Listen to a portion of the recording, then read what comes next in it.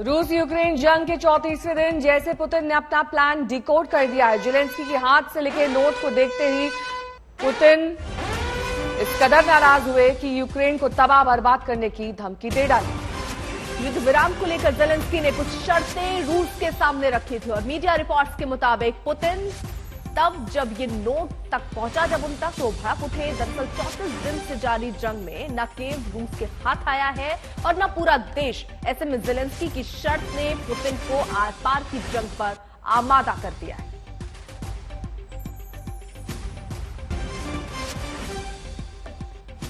Kyiv से हमारे सहयोगी राजेश पवार इस वक्त तमाम जानकारी के साथ जुड़ गए हैं। राजेश, देखिए, इस बीच ये कहा जा रहा है कि जो शर्तें रखी गई हैं उनसे पुतिन नाराज हैं, लेटर देख के वो भड़क गए। लेकिन लवीव और कीव की क्या ताजा स्थिति? क्योंकि लवीव को लेकर ये कहा जा रहा है कि वहां पर रूसी सेना इस वक्त मौजूद नहीं है, उन्हें पीछे की तरफ खदेड़ दिया गया है, या फिर यूं कहें कि लवीव पूरी तरीके से तबाह हो चुका है और वहां पर अब रूसी सेना की मौजूदगी नहीं है। देखिए, जो कीव है, कीव में कल रात को कोई बमबारी नहीं हुई है। कीव के आसपास का इलाका है, उसमें एक शहर है इरपिन, जहां से हम रिपोर्ट करते आ रहे हैं। पिछले 3 हफ्ते काफी भयंकर लड़ाई हुई थी वहां पे। वो पूरी तरह से रूसी फौज के कब्जे में आ गया था। सिर्फ 11 किलोमीटर दूर है कीव की बाउंड्री से। जो खबरें आ रही हैं वो ये है कि इरपिन जो ये सबर्ब है, इसको यूक्रेनियन फौज ने वापस कब्जे में ले लिया है। जहां तक लवीव का सवाल है, लवीव पे देखिए रशियन फौज वहां से बहुत दूर है। अभी वो पश्चिम में पड़ता है यूक्रेन के। वहां लगातार लेकिन जो है उन्होंने प्रेशर बना रखा है मिसाइल हमले से और हवाई हमले से। सो लवीव पे लगातार हवाई हमले जारी हैं। इसके अलावा जो मरियापोल का एरिया है उसमें भी लगातार लड़ाई जारी है। बाकी बचे हुए यूक्रेन के हिस्से में जो खबरें आ रही हैं कि इस वक्त जो मिलिट्री एक्टिविटीज है उनमें थोड़ा ठहराव आया है।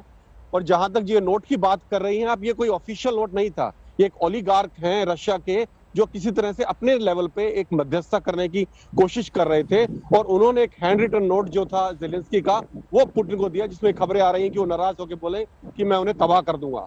Over to you Rajesh.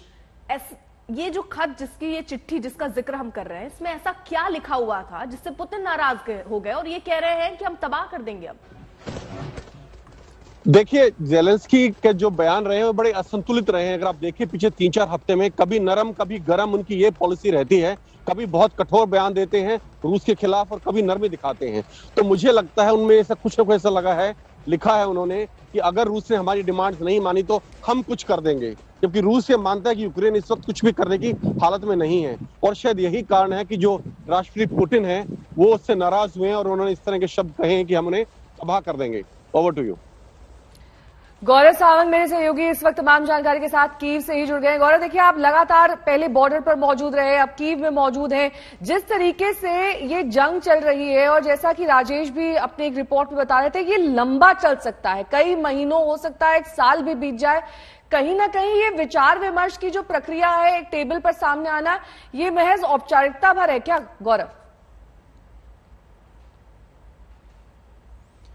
देखिए, इस समय जो स्थिति है वो बहुत विचित्र इसलिए होती जा रही है कीव के लिए या राष्ट्रपति जेलेंस्की के लिए, क्योंकि वो हर तरफ से निराश हो गए हैं। उन्हें जिस तरह के हथियारों की आवश्यकता थी वो हथियार उन्हें नहीं मिल रहे हैं। उन्हें जिस तरह के समर्थन की आवश्यकता थी वो उन्हें नहीं मिल रहा है। मतलब हर राष्ट्रपति अपने आप को इस तरह से देख रहा है, चाहे अमेरिका के राष्ट्रपति की बात करें या ब्रिटेन के प्रधानमंत्री की बात करें या फ्रांस के राष्ट्रपति की बात करें, तो पीठ सब थपथपा रहे हैं। लेकिन जो हथियार, ऑफेंसिव वेपन्स इनको चाहिए यूक्रेन को, वो उन्हें नहीं मिल पा रहे हैं। चाहे आप S-300 सिस्टम की बात करें, चाहे आप लड़ाकू विमानों की बात करें, चाहे आप टैंकों की बात करें, ये तीनों इन्हें नहीं मिल रहे हैं। और इनके बिना रूस से लड़ना मुश्किल ही नहीं, लगभग असंभव है। उनको मिल रहे हैं तो वही javelin anti tank guided missiles, stinger surface to air missile, एनलॉ ATGMs उनको मिल रहे हैं।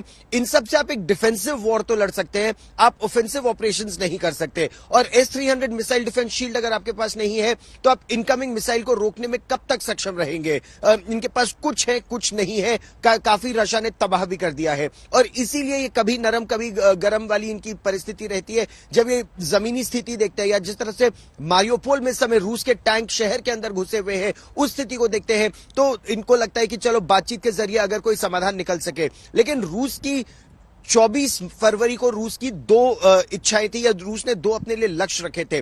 पहला लक्ष्य था रिजीम चेंज यानी राष्ट्रपति ज़ेलेंस्की को हटाना, और दूसरा लक्ष्य था यहां की सेना को डीमिलिटराइज करना। 1 महीने के बाद भी वो दोनों लक्ष्य वो नहीं प्राप्त कर पाए हैं, लेकिन कीव के मुहाने पर आ गए हैं। कीव की दहलीज पर है इस समय रूस की सेना।